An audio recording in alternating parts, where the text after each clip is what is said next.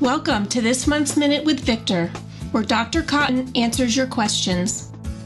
This month's question comes from a physician who writes, "In our emergency department, fracture patients are first seen by the ED physician who then calls orthopedics. If the situation requires surgery, ortho discusses the procedure and obtains the patient's consent. My question is whether giving pain medication invalidates the patient's consent. We've been told that it does and that we can't give opioids until ortho sees the patient. The problem is that some of these people are in severe pain and it seems wrong to let them suffer. Is this approach legally required?"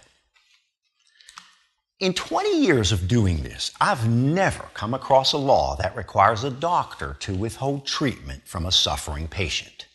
In fact, and I looked this up, if you withheld pain meds like this from a prisoner of war, you'd be in violation of the Geneva Convention. So we need to find a different approach here. In order for someone's consent to be valid, the person has to be coherent and able to think rationally. The issue is whether I'm rational. If I'm rational, my consent's valid, and if I'm not rational, my consent's not valid. It's not about what meds I got, it's about whether I'm rational. Now, let's think about how this plays out in your situation.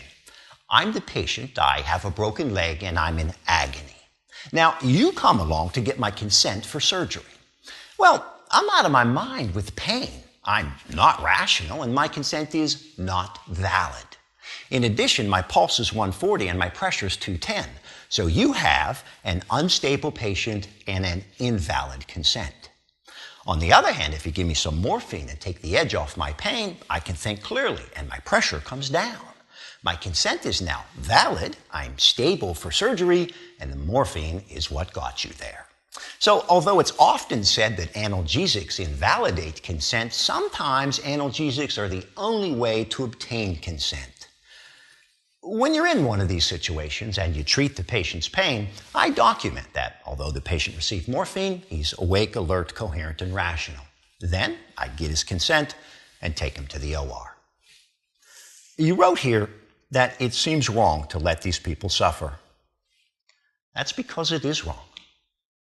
Thanks again for listening.